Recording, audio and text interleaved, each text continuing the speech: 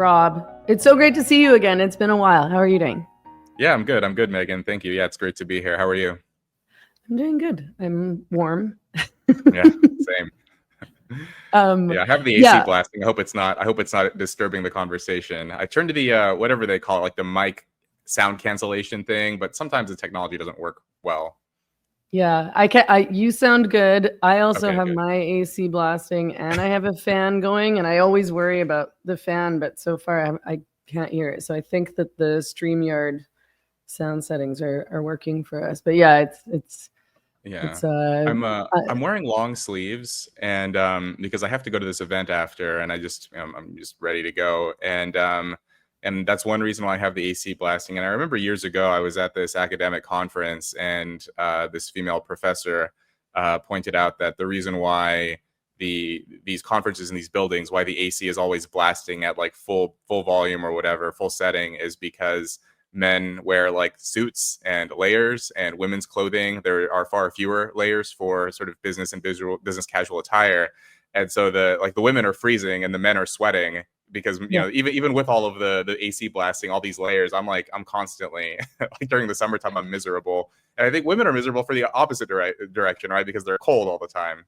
Yes, I've experienced this. I try to stay out of buildings as much as possible now, but Mhm. when I was in, I spent like a long part of my life working in offices and being in school. I was in school and then working full time. I always have like admin jobs and reception jobs, and I was Right. always freezing, like to the point, like I would have been most comfortable if I was wearing a toque and my jacket, and it was so Mhm. confusing and maddening to me that all the men seemed very comfortable. And I was like, what is happening here? But I guess that sort of Yeah. explains things a bit.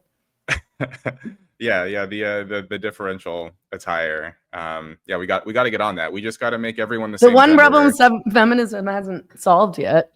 Yeah. Well, I think this is the next wave, right, Megan? We'll just all be the same gender, wear the same clothes, very androgynous, and we can all just live comfortably under the same temperature. Yeah, women should start investing in suits, I suppose. Okay, so you recently moved to New York. Can you tell me why and how that's going for you? Yeah, well, I wanted to move to New York for a long time. I've been living here now for about 8 months. I moved late last year. And, I finished my PhD at the University of Cambridge. I was living in England for a few years. And I finished up late 2022. And at that time, I had been writing on Substack for a few months. And financially, I was doing okay, much better than I expected I would have, but still not yet in a financial position to move to one of the most expensive cities in the world.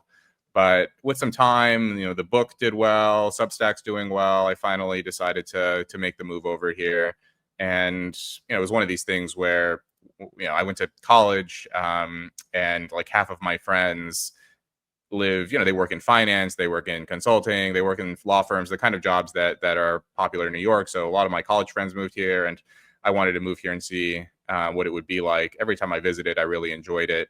And so, figured I could come out here for a year or two and see what it's like. It also seems like, there's a kind of a window in one's life when you can live in a place like this where, I mean, ideally, you would want to live here when you're really young, like in your 20s, early 20s, mid 20s, it would be really fun. But most people, that position in their life, they don't earn enough to live here, at least not comfortably. And then later in life, I don't think I would want to raise a family in a place like New York City. So there's maybe this sweet spot from like maybe late 20s to late 30s where you can live here and you're financially stable enough to make it work. And so I figured, well, I'm in that window, and then when that passes by, I'll end up moving somewhere else. But there's a lot of exciting things to do here as a writer, as an author.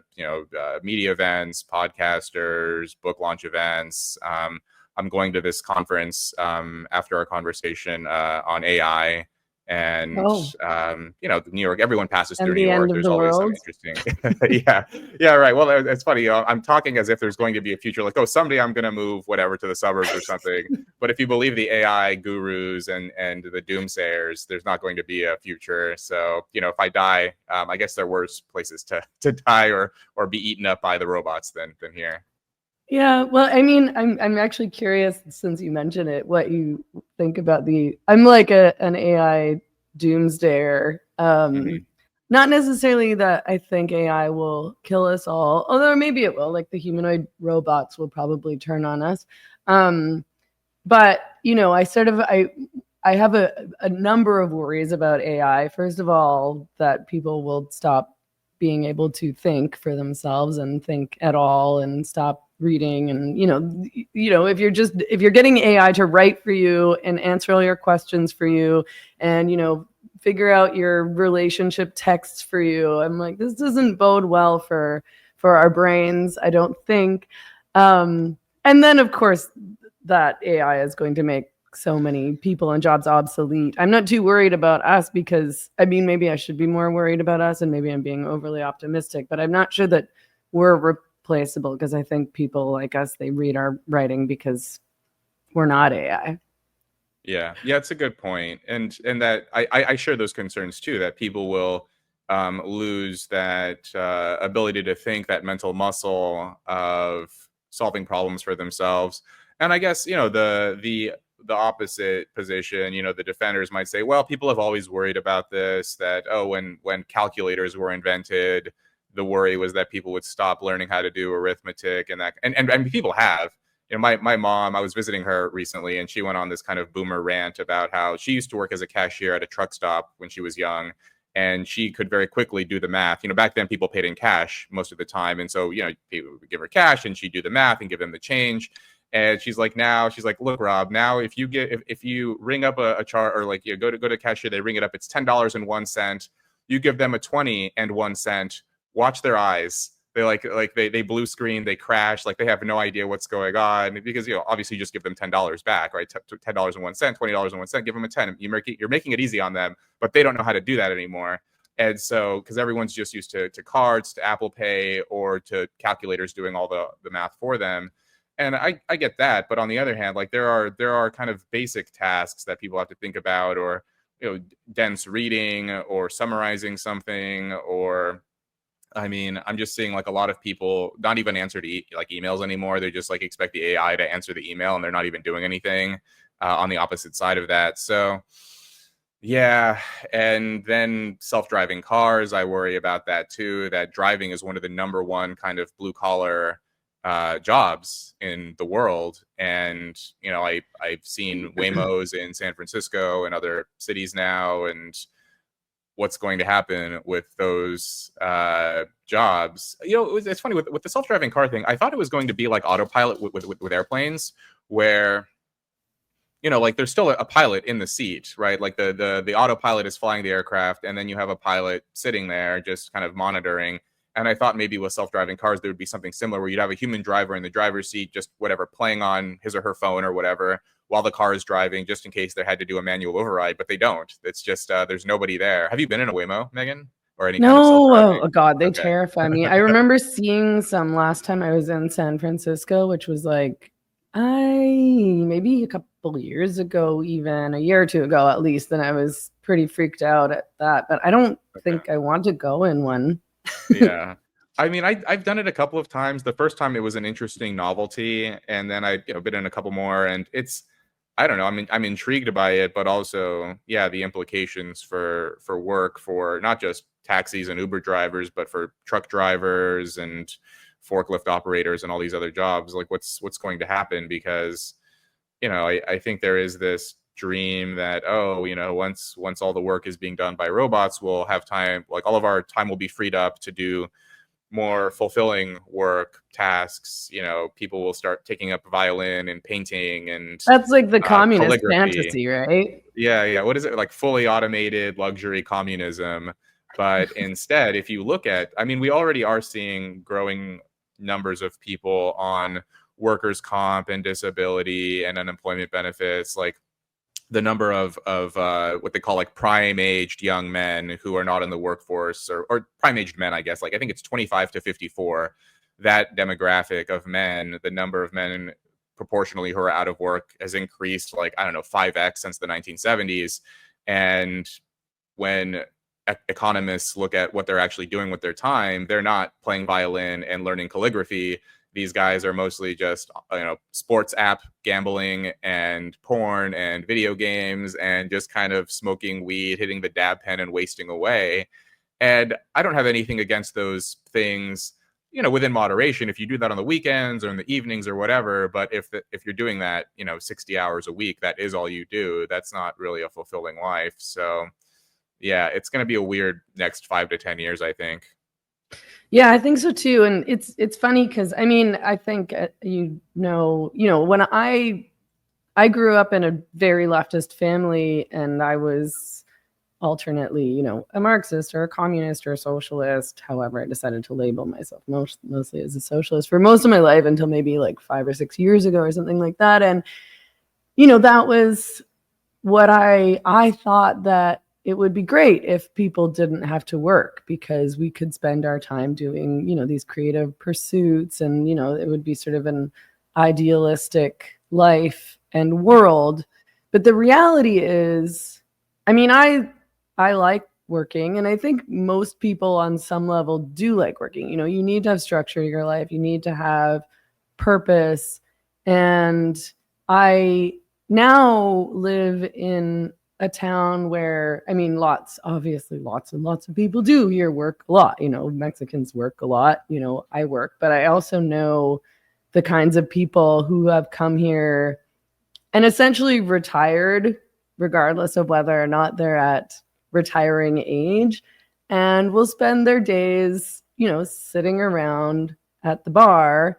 And they don't seem particularly, like, I'm very happy, but they don't seem very happy. And it's sort of, the opposite of what you might imagine if you didn't know any better about having a life of leisure and nothing really to do, and you can spend your life and your days doing anything that you want, and then you choose to do nothing, and lo and behold, you're kind of depressed.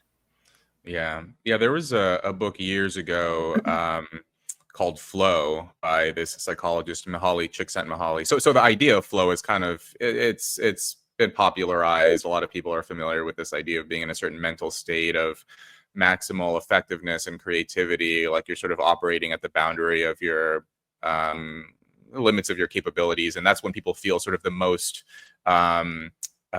focused and concentrated and effective and satisfied. And in this book, the author describes these interesting studies about how if you ask people directly, would you rather work more or have more leisure time? Overwhelmingly, people say, oh, I'd rather work fewer hours and have more leisure. But then when you ask people, when do you feel most productive and most satisfied with yourself? People say, when I'm at work. When they're doing something, when they're earning money and making a living, and feeling like they're accomplishing something that is important and that sustains themselves.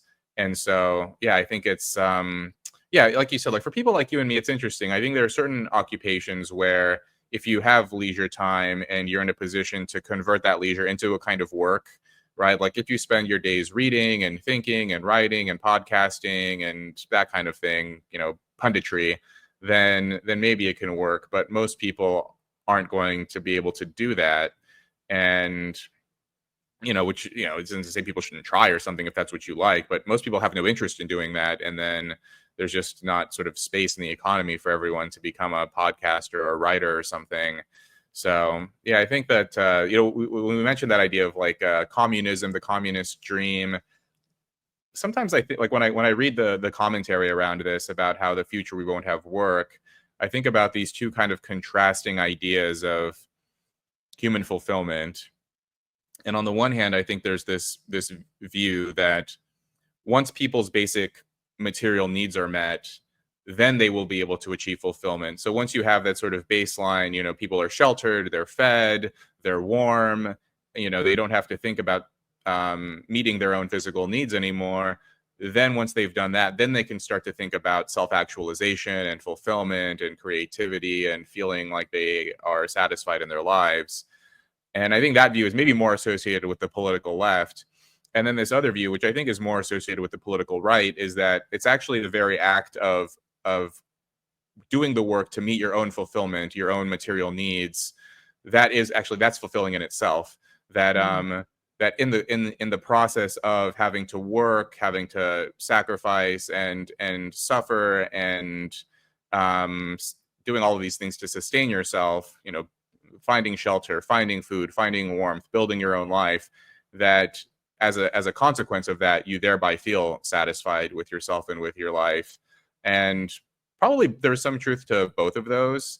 I think that if you are a naturally creative person of some kind, if you have some unique skill set or attribute, and you'd like to capitalize on that, then it can be deeply kind of irritating to have to work and do other things that don't exercise that creative muscle in order to sustain yourself. So like the archetypal example would be something like, working as a server at a restaurant when your dream is to be a musician or an actor. And maybe you are talented at music or acting, but you're having to spend, most of your time, serving at a restaurant.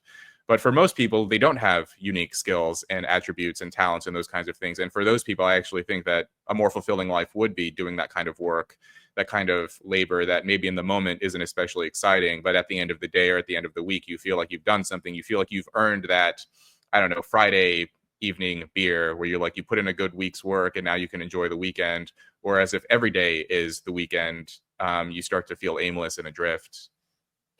Yeah, for sure. I mean, I certainly, like, as I mentioned earlier, I spent many, many years doing really, really mundane reception admin work. And I was quite miserable, and I now work for myself and I'm much happier. But you do have to have a very high level of self-discipline and drive and passion for what you do. And like you say, not everybody can be a podcaster, despite the fact that it seems like now everybody is a podcaster.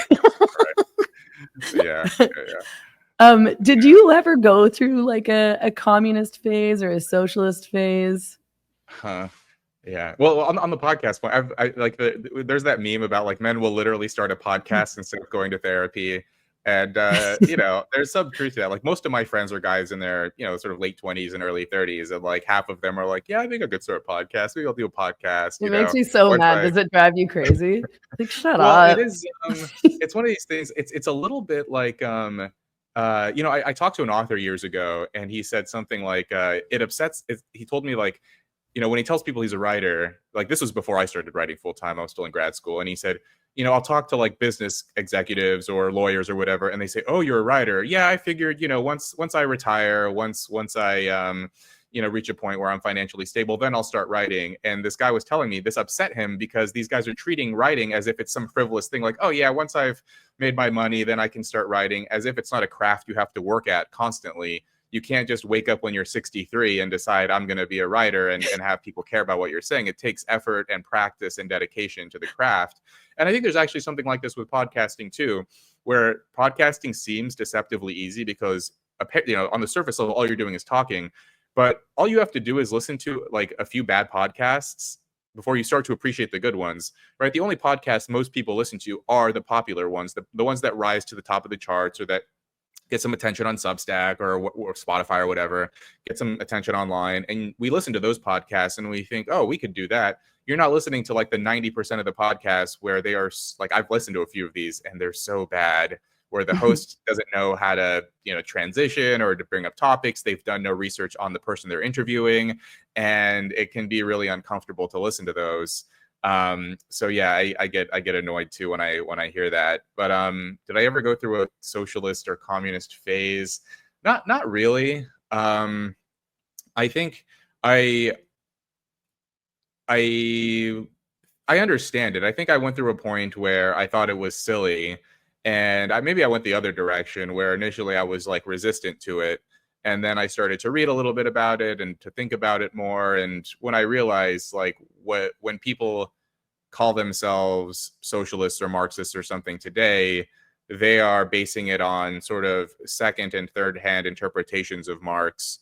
But then when you read what he actually said, there's something interesting there about sort of the evolution of societies and sort of the development from, like feudalism to capitalism to socialism. And he made some interesting predictions and was an astute critic, I think, of the social structure of Europe at the time. So but I never went through that like kind of energetic, joining a political movement and really feeling like we need a revolution. I've never really had that revolutionary impulse. I guess temperamentally, I've always been kind of moderate or conservative. Well, good for you. Not I. Yeah, I did. yeah. You were a socialist, right? I mean, you mentioned that on earlier, but For like yeah. most of my life until, I mean, I sort of went through a lot of political, ideological changes. Yeah, I think again, maybe 5 or 6 years ago, I was a feminist and a socialist for most of my life. That's how I identified, and that was my analysis of the world, which actually, it made things pretty easy because you can just apply this particular analysis to everything that you write. And I remember getting to a certain point in my writing where I started to feel, I guess, kind of like bored of myself, because I'd stopped being challenged. And if you are a writer and you genuinely enjoy writing, then you enjoy the challenge of the writing. And for me, it's how I process ideas and life, and you learn as you're writing. Often you'll start writing and you don't know exactly where it's going to go, and you sort of figure out how you see whatever it is that you're trying to get at, or start to understand things better in the process. And because I had this ideology that I could easily apply to anything that I was writing about, like, this is the feminist socialist analysis of whatever it is, pornography. I actually haven't changed my mind about pornography very much over the years. That's probably the one thing that stayed consistent. I still hate it. Yeah, and I started to just feel sort of intellectually bored, and also almost as if I was, you feel like you're phoning it in. And so I started to try to look at different worldviews and talk to people who could, be critical of these ideas. And I also became enmeshed in the fight against gender identity ideology, which, turned me into a free speech advocate, which does not fit well with feminism and socialism. So yeah, and I just, I wrote about this recently on Substack, but I just didn't understand the history of communism, really, which is a weird thing to say for somebody who was a communist for most of their life and who really did think that they understood. But I was like, I think most youngish people who are communists or socialists, which is that you have this idealistic view. She sort of talked about this earlier, of what that meant, and no real idea of how it plays out in reality. Yeah. And yeah, I think that a lot of people don't really think about the history, and we're not really taught it either. No. Um, I watched this film a couple weeks ago. There was a screening here in New York called "Meeting with Pol Pot" about the communist takeover of Cambodia in the 1970s. And this is a part of history that isn't really taught, at least in U.S. schools. And I mean, if you ask a typical Gen Zer today who is Pol Pot, they would have no idea what you're talking about. And that was a truly shocking period of history in this country, where within a matter of about 4 years, they managed to kill about a fourth of the population through famines and starvation and labor camps. And it was all under this guise of equality and human rights and dignity and this kind of thing. And I think it's maybe hard for a lot of people to reconcile that how could something so ugly grow out of such noble motives? And this happens repeatedly, where I think we have pretty good, what I sometimes call antibodies in Western societies for far-right extremism, where as soon as you see a public figure start to talk about racial hierarchies, or keeping out the foreigners, or marginalizing historically mistreated groups, and that kind of, like, immediately we're like, oh, like that's fascism, that's that reminds us of Hitler, that's bad, that person shouldn't have a voice in public life. But we don't really have the equivalent for far left extremism, where when people start saying billionaires shouldn't exist, or we need a revolution, or we need to seize the means of production, and this, like, that kind of those slogans we don't really have the same immediate sensitivity to. And I think maybe that's one reason why communism seems to have historically been more successful, in addition to the fact that it just sounds nicer. Like Hmm. the ideals are great, Hmm. but in practice, it doesn't usually end well. Yeah, well, and of course, I do think you're right. It is interesting that kind of the higher up you go in terms of education level, socioeconomic status, the more likely you are to see people supporting socialist causes or socialist adjacent causes. Where Zohran Mamdani mm, recently won the Democratic primary in New York for the mayoral election. So, and he's a socialist. And I mean, do you think that the people who voted for him really understand what it is they're voting for? And actually, do you think he even understands what I always wonder about these guys, because we have a bunch of them in Canada too. BC, where I'm from, is an NDP. It's been an NDP stronghold for a long time, and in particular my old riding in Vancouver was a super leftist riding, so we always had an NDP candidate that won, and I of course voted NDP for a long time until maybe 2015 or something like that.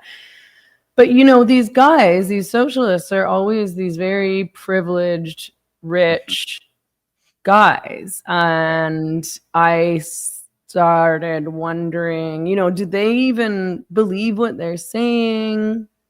mm. Are they just saying this because they think this is what's going to get them votes? Or do they genuinely care about these things? Does Zohran Mamdani really want free public transportation? And what does he think that'll look like? Yeah, I think that I don't think it's insincere necessarily. Um, I don't think there's this sort of conscious, calculated duplicity where internally he's like, I know these ideas are ridiculous, but I'm going to say them because whatever, it's popular, it'll win me power or votes.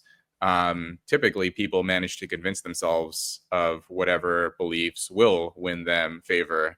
So it could even start off maybe a little bit duplicitous, but over time, people will manage to convince themselves of whatever beliefs they need to hold in order to acquire respect or esteem or political power.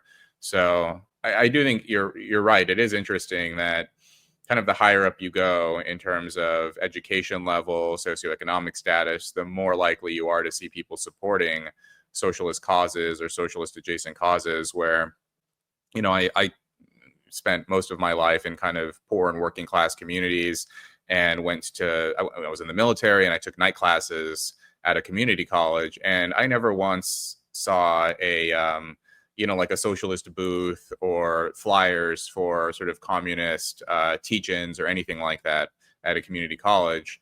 And my sister went to a state school in California, and I'd visit her on campus, and I never saw anything like that. But then when I got to Yale, it was like every week there were these sort of gatherings and teach-ins and socialist or communist booths about sort of revolutions and that kind of thing. And then at Cambridge as well in the UK, you also see sort of popularized support, seminars about Marx and people who were inspired by him. And I wonder if part of it is just like a naivete that when you grow up in extreme privilege, you don't really have to think about second and third order consequences of what happens when your ideas are put into place. Mamdani, I doubt people who were raised in his position or similar positions have ever had to take public transport, especially public transport as someone who is vulnerable, maybe like an elderly person or a woman or a small child or something like that. That once you open up public transport and make it free, obviously there will be bad actors who exploit that and will use that for nefarious ends. But when you grow up in that level of comfort, you also you don't encounter crime or people who are malicious that frequently for a lot of different reasons. The higher up you go, the less likely you are to encounter people who are criminally inclined and overtly hostile or confrontational or aggressive. And so you end up having this very rosy view of human nature where, oh, the reason why people commit crimes is because they're hungry or because they're poor or because of whatever. When, it's hard for me to believe that people still believe that to this day, because now you just see endless videos on social media of, smash and grabs at places, like stealing like a pair of Fendi shoes or whatever. Like, what does that have to do with being hungry or poor? um, like clearly they're just stealing that because those are nice shoes and people want it. Like, there's not much more going on than that. That if you give people nice things for free or you don't punish them for taking it, they're going to do it. And there's a reason why societies have always had laws and some version of law enforcement and police. But this is just a kind of misguided and thoughtless idea that came up of, well, if we just make everything free and give everyone money, that of course crime is going to disappear. But what's funny is that those same people, if you ask them, well, does white collar crime exist? What about Bernie Madoff? What about these super rich guys who were committing crimes? Do rich people not commit crimes? And then they'll acknowledge, yes, rich people commit crimes too. Then it's like, well, then what is the origin of crime?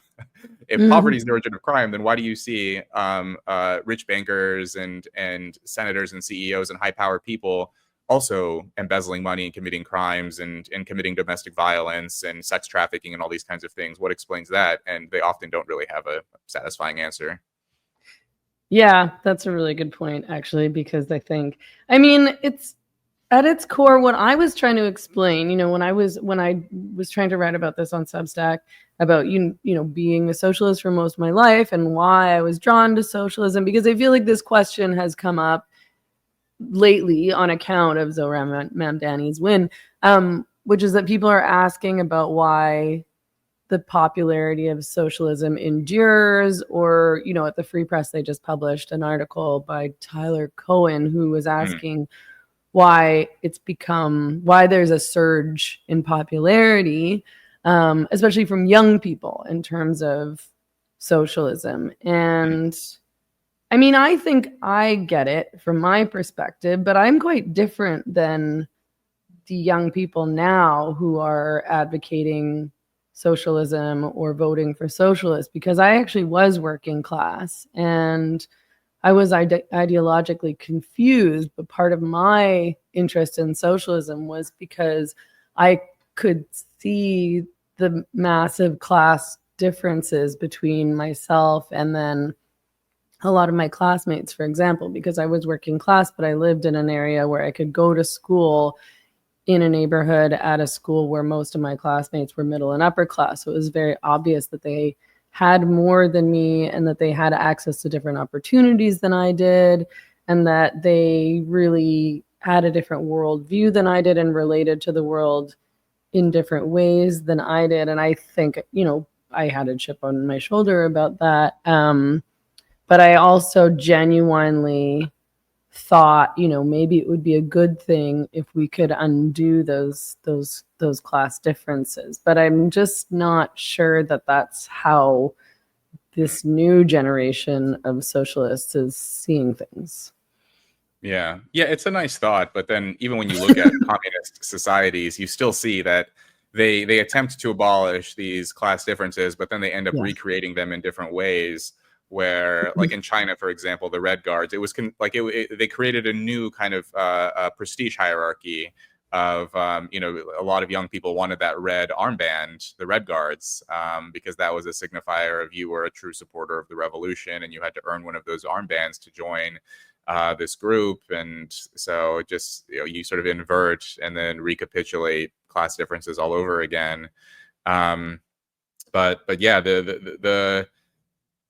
I think, I read some of Tyler Cowen's comments, and then a few others have pointed out that what may be going on here as well is this kind of intra-elite conflict, this idea from Peter Turchin that as it becomes harder and harder to acquire social rank, and especially if young people don't feel like they're going to be able to recreate the level of success of their parents or surpass their parents, that this can create social instability. And I think there's something to this, that although a lot of the young, well, a lot of Mamdani's voters, like the group that he won the most were sort of white, liberal, college educated voters. That was the people who overwhelmingly supported him, and they skewed young. And although they are relatively better off compared to New Yorkers as a whole, I wondered if you compared those voters to their parents, they're probably doing worse, or at least worse than they would have expected, compared to their sort of objective level in society. They thought they would be doing even, they're earning a lot, but they thought they would be earning more. They live in a nice place compared to other New Yorkers, but they think they should be doing even better than that. And I've noticed a lot of elite college grads, they seem to be having difficulty replicating their parents' level of success. Where I think there's something about, if you're in your late 20s, a few years out of college, you're working 70, 80 hours a week at a law firm or something, and objectively you're doing quite well, but you were raised by, your boomer parents who lived in an amazing house with nice cars and maids and nannies and all this stuff, and you're kind of struggling to get by in your 1 or 2 bedroom apartment or something, or your studio, and you're wondering, when do you get to sort of have the house that your parents had and have that level of success? And then, Mamdani comes along and says, well, it's the billionaire's fault, or it's society's fault, or we need to sort of revamp how things are run, because there's so much unfairness. Then that can be very appealing, I think. So it's funny. I'm reading this book right now by the sociologist Musa Al-Gharbi. Some of your listeners may be familiar with his work. He wrote a book called "We Have Never Been Woke." The subtitle is "The Cultural Contradictions of a New Elite," and he's sort of tracing the origins of what happened with the Great Awakening. And there's a chapter where he describes the demographics of the Occupy Wall Street movement from 2011. And in 2011, I was still in the military, and I was sort of seeing it kind of headlines and through the media. And, my impression was, oh, these are like ordinary people who are fed up with the system. They're mad at the bailouts. They're mad at people like Bernie Madoff. But Musa Al-Gharbi in the book points out that the demographics of the people who participated in Occupy Wall Street, it was something like 72% of them were college educated white people. Most of them earning six figures. Like, these were, he makes this contrast between elites and super elites. Like, the super elites are, like the centimillionaires and the billionaires and the people who are like truly, obscenely wealthy. And then the elites are just people who went to expensive colleges and are living upper middle class lives, but they are full of resentment because they are not, they're in the top 10% instead of the top 1%. And I think a lot of the anger there is being driven by that sort of the upper middle class, angry at the 1%. Which seems strange because, again, these people are very, very privileged and actually doing quite well in life, and they don't seem like the types that would need to have a chip on their shoulders about billionaires. But I mean, I can understand. I think Tyler Cohen said something about this in his article, which I responded to, something along the lines of, they have this bitterness and resentment towards billionaires. And I was like, yeah, well, who doesn't? Like, who likes billionaires? Yeah. Well, remember when Bernie Sanders, I remember in 2016 during the primaries, he would say, we need to hold the millionaires and the billionaires to account. And he would always use that phrase, millionaires and billionaires. But at some point between 2016 and 2025, Bernie Sanders became a millionaire. And then now he only talks about the billionaires. And I remember, there was a shift kind of in the language in general among a lot of the people on the kind of the economic left, where it was millionaires and billionaires, and now we're just talking about billion. And I find this fascinating because I think a lot of those people who were in the upper middle class, they did become millionaires over the last decade or so. And some of that is just age over time, right? When you're in your 20s, you're not going to be a millionaire, but if you work really hard and you have the right kind of job and connections and everything, then maybe by your 30s you will be a millionaire. And so I think there was some of that as well.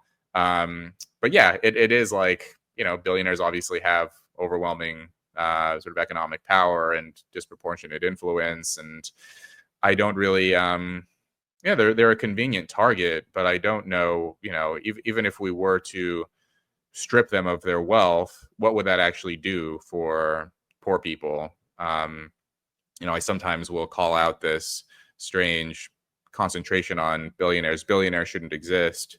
but instead maybe we should be saying poverty shouldn't exist. That what do we really care about here? If Elon Musk makes another $1 billion, I mean, whatever. But if there are still hungry people on the street, like, we should be focusing on taking care of the squalor and struggling families and people who are having difficulty making ends meet. And I'm not seeing the immediate connection between more taxing the billionaires and then the actual difficulties we see on the ground. Well, yeah, and I think that's part of the problem, is that I don't think that a lot of people do have practical solutions to issues like homelessness and poverty and addiction, or crime. I mean, the leftists certainly have a poor approach to resolving crime, which seems to be defunding the police. Yeah, Mamdani wants to defund the police. He hasn't walked that back. I've actually been impressed that he hasn't reversed any, because if you go back to social media posts from 2020, he was talking about how defund the police is a trans feminist issue, because women and trans people are disproportionately targeted by the police. And yeah, and no, does he have any statistics to support that? It's amazing. Like, and he was tweeting about how the real problem in New York isn't crime, it's the NYPD.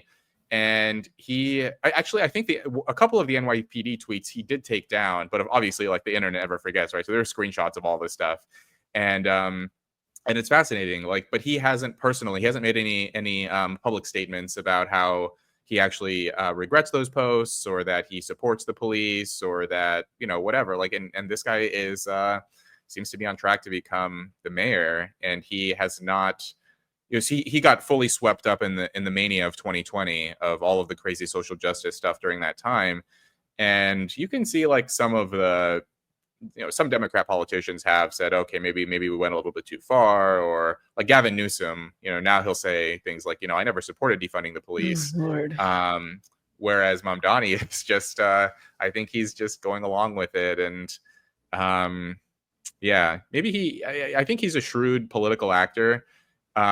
He understood, I think, that a lot of the social justice stances that were popular on the left in 2020 were not popular with most people. And so he pivoted to the things, I think, that a lot of Democrats, understood would be more popular with voters, sort of bread and butter economic issues. But the way that he's framing it is in this, like, bizarre socialist language of, government-run grocery stores, free public transport, converting subway stops into homeless shelters, and he stands by the defund the police ideas. So yeah, I think he's going to be bad for the city, and I'm sad because I just moved here, and and if New York elects a socialist, and I don't know how much longer I'll be staying.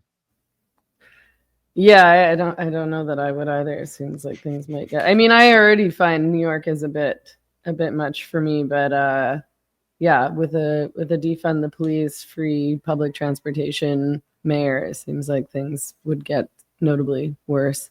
What's amazing is I was just in San Francisco, and they elected recently a moderate Democrat mayor. I forgot his name, but he's just he's like a normal Democrat.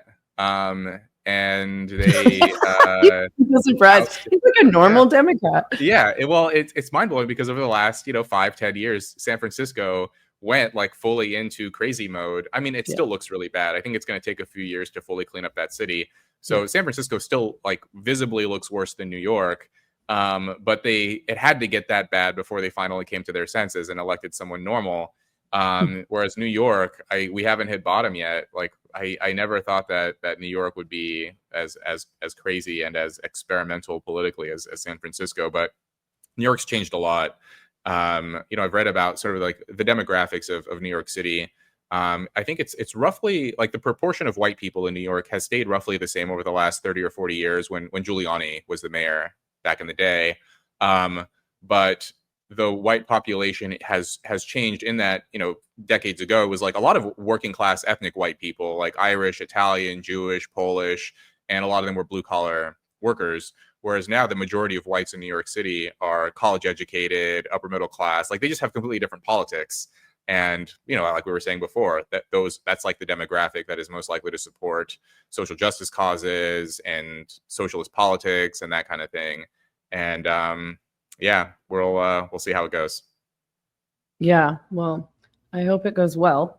Um, I wish you all the best. I know that you have a hard out in like 15 minutes, so I want to completely shift focus because I really wanted to talk to you about this article that you wrote on your Substack recently about relationships. Okay. Because I think I don't know. It's one of those things that I feel like we've been hearing about a lot lately, but I don't know that it really sinks in for a lot of people at the same time, which is, and I'm in general, I mean, I'm interested in relationships in general because I'm interested in people and life and so on and so forth, but I'm interested in the idea of relationships in modern times because we obviously don't have the same need for marriage that we used to, and people don't, till death do us part is a much less popular idea. People get divorced all the time, they break up. And, sometimes people get divorced for very good reasons. Sometimes there's abuse. Sometimes things are toxic. Sometimes you're just totally miserable and you don't want to be miserable anymore. Then, maybe the kids have grown up and gone to college, so it doesn't seem as necessary for you to stay together anymore.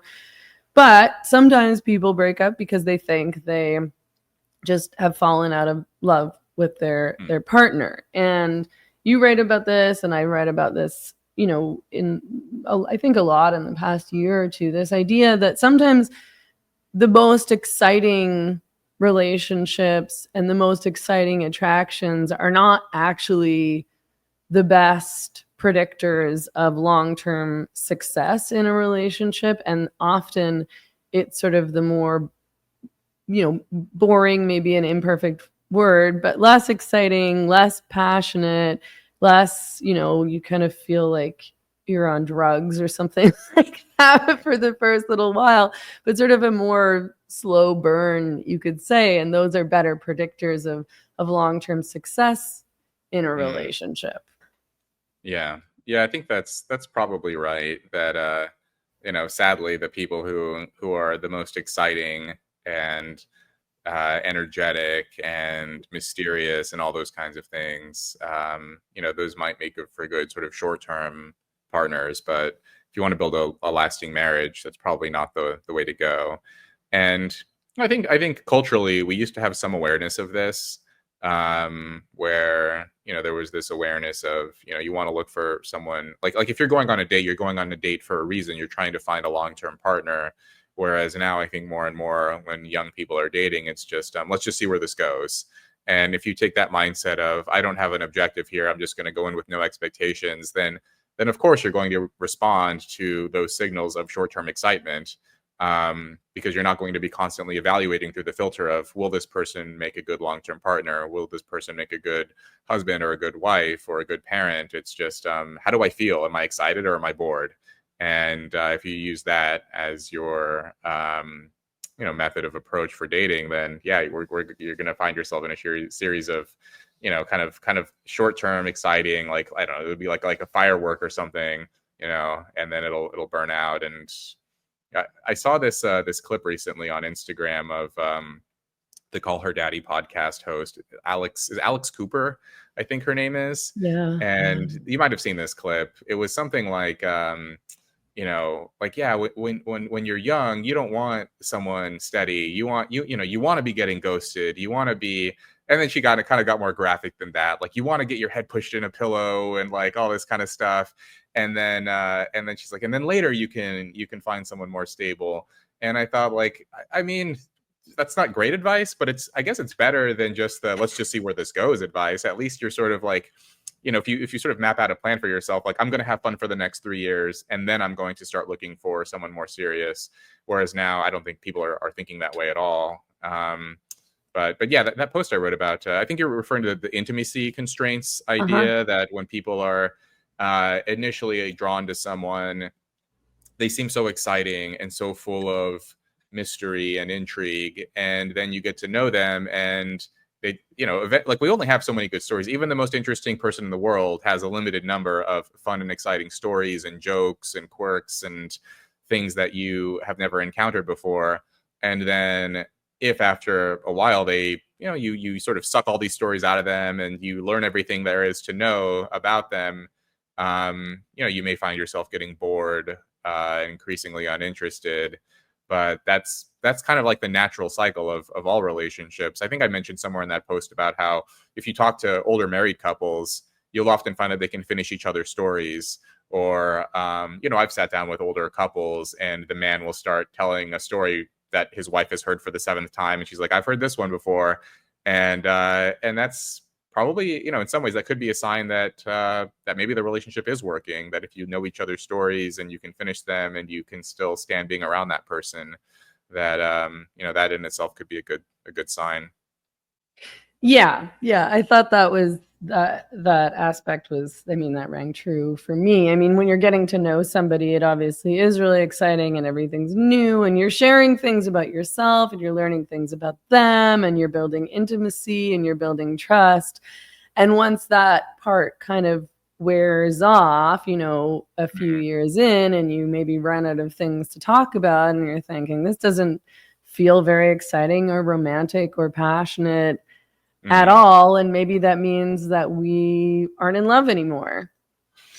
Yeah, but I think there's that, and I think that's sort of an inevitable process of getting to know anyone, right? Like even friends, you make a new friend, and initially they seem so mysterious, and you're still learning about them, and they're telling you things that you've never heard before, jokes you've never heard, references, and so on.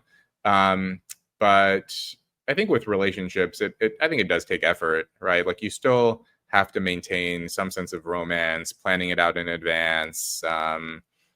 Finding date nights and, ways to sustain it and not just falling into those predictable patterns. And I think that maybe that is a mistake that people make, that we expect it to be effortless, because in the beginning it is effortless. If you really like someone, it doesn't feel like you're putting in going out of your way to put in this effort. Whereas once you've gotten to know someone, maybe you do start to get comfortable. You do have to start deliberately finding dates and times and surprising the other person and doing nice things for them and thinking about them in ways that didn't feel so effortful before.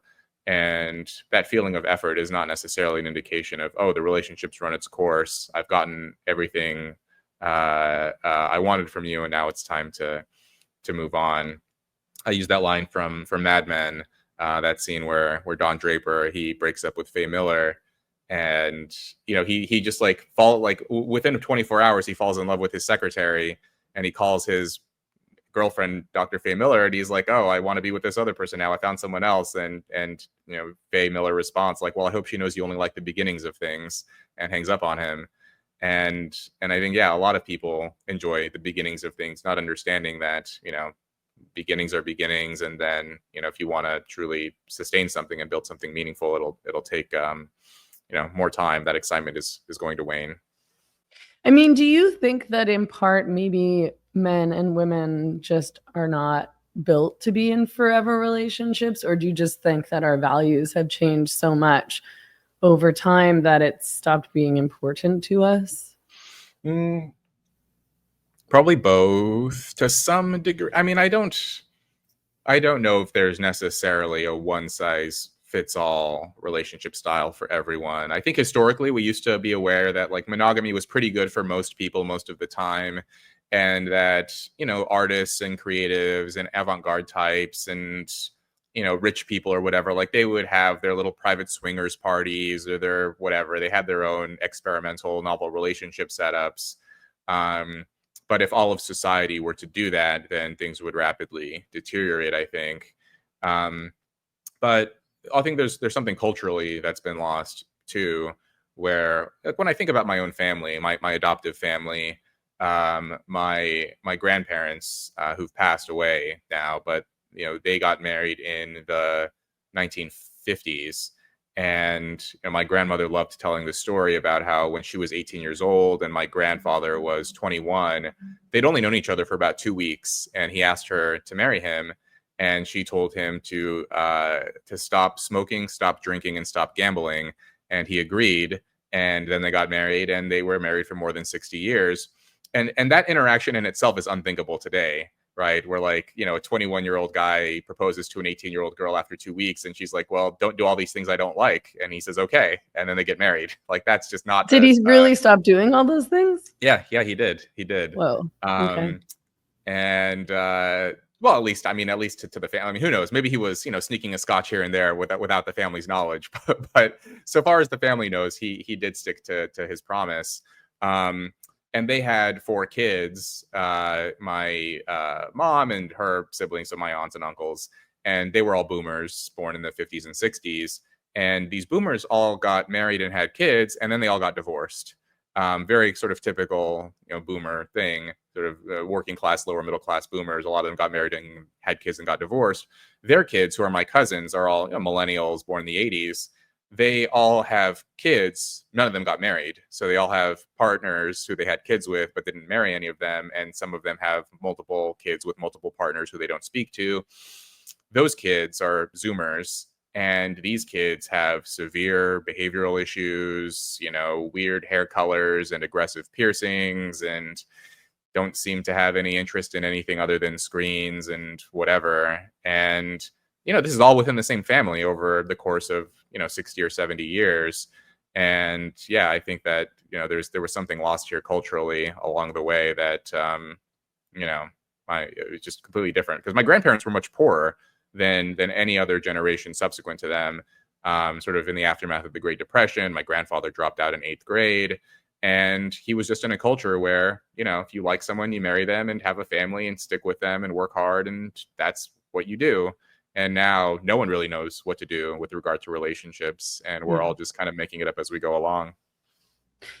Yeah, for sure. I mean, I don't want to get too personal, but I recognize it as certain important that part of my problem with dating and finding a good match was to do with the fact that I didn't want to get married and have kids. Because if you do want to get married and have kids, ideally, I mean, it seems like a lot of people are not thinking this through when they should be.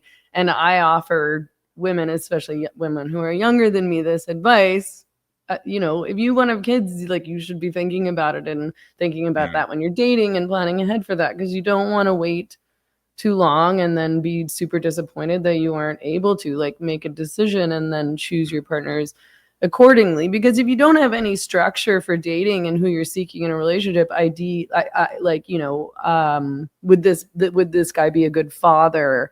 Is this guy going to be a good husband? Then you are sort of like, oh, well, do I like him? Am I attracted to him? And that doesn't mean very much in the long term. So you do end up in, again, from experience, with people who maybe aren't compatible or good partners in the long term, because you're like, well, I'm just here to have a nice time. Yeah, that is interesting. Like the qualities that make for like an exciting first date aren't the same qualities that would make for a good spouse or a good parent or a good long-term committed relationship partner. And yeah, and I guess we haven't really been taught to look for that even. Bringing it up now, I think there has been, maybe at least on the right, there seems to be a little bit of a cultural shift where, you know, I've heard from like Gen Z conservatives, when they go out on dates, like, they're very clear up front. Like women, for example, like if they want a family, they'll just like tell the guy they would like to have a family someday. Whereas I think, you know, up until very recently, that was considered like, whoa, you don't want to get, you know, too you know, you don't want to be exposed too much on the first date. You don't want to scare the guy away or scare the woman away on that date. So I think there's a growing awareness, but yeah, it's interesting. And then yeah, if you don't want kids, I think that would be important up front too, to bring up with someone early on, if you start to sort of feel a connection and feel that that person would be, you know, someone you'd want to be with. Do you have a lot of, I mean, I feel like I'm worried about the younger generation in a variety of ways, but we do keep hearing that, you know, they aren't dating, they aren't having sex. They aren't going to parties. They're doing any of the fun things that I did when I was Yeah. younger. I'm always like, I've always been an advocate of underage drinking, and I really think you guys should try it. It doesn't seem like great advice, but the point is sort of that. More underage drinking. I That's the don't, takeaway I from this. have I have always been an advocate of underage drinking. I was like, as I mean, I guess I enjoy drinking underage, so I just want everyone to I have that mean, experience like I. But it's more sort of like it's like they're not taking the risks that I feel like on some level you're supposed to be taking as a teenager.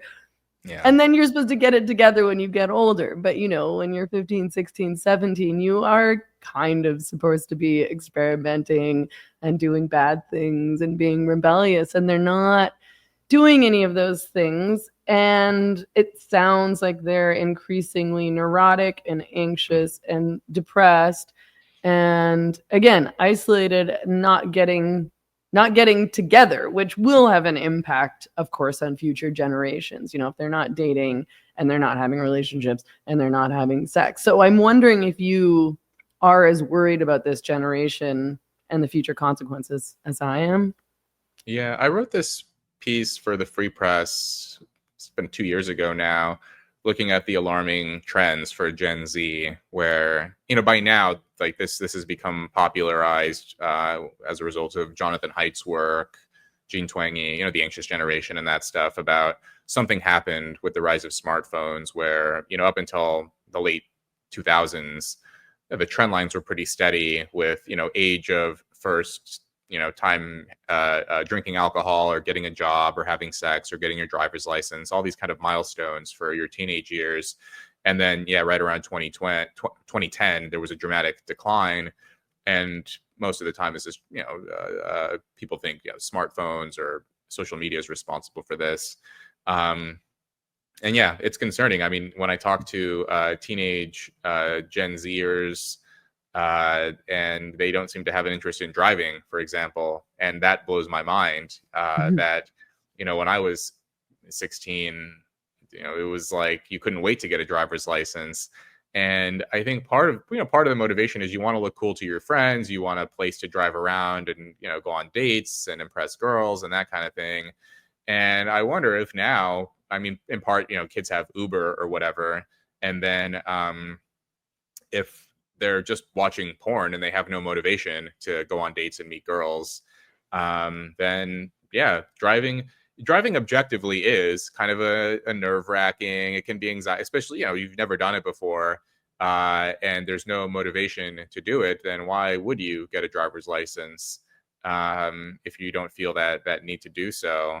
And yeah, but part of the reason why you want the license isn't just to drive, and it isn't just to go on dates. It's also so that you learn and master a skill, right? Like the driving is just driving. What really is like you're learning to do something that's a little bit dangerous, that's a little bit risky, a little bit exciting, and you're acquiring a bit of independence for yourself. And yeah, if you're not doing those things, getting part-time jobs, that used to be common too, up until 2010-ish, that teenagers used to have part-time jobs working at fast food places or delivery drivers or whatever, and that's declining more and more now. And there probably are like all kinds of weird economic side effects too, where if teenagers aren't working at fast food or delivering food or doing those kinds of jobs, then those jobs still need to be filled somehow. So of course they're going to be filled by for the most part immigrants, especially in large cities. And then this is creating sort of weird social inequalities and divides, and having effects on our politics too. So yeah, I'm alarmed by it as well. And yeah, I'm just hoping there's probably no way to predict this in advance, right? Like I think in the year 2000, no one would have thought in 10 years all these things are about to happen. Right now, we may be in a similar stage where by 2035, we're all going to be dead and it'll just be androids roaming the earth. I don't know. So yeah, it's Hopefully hard not to in predict. Mexico. Yeah, maybe not. But yeah, I'm worried, and I don't really. I think short term, I'm pretty pessimistic. Yeah. Long term, assuming we survive whatever weirdness AI brings along, we'll figure it out somehow. Like people have been forming relationships and having sex and making babies and figuring it out, through famines and ice ages and pandemics, real pandemics, not the fake one we had. Just kidding, sort of. And there have been all of these historical catastrophes throughout the centuries and millennia. And humans have always found a way to pull through. So I think we'll figure it out. Yeah, I suppose that's how I see things too. But I am very concerned about the short term and how things are going to look over the next 10, 20 years. But at least we had the 90s, so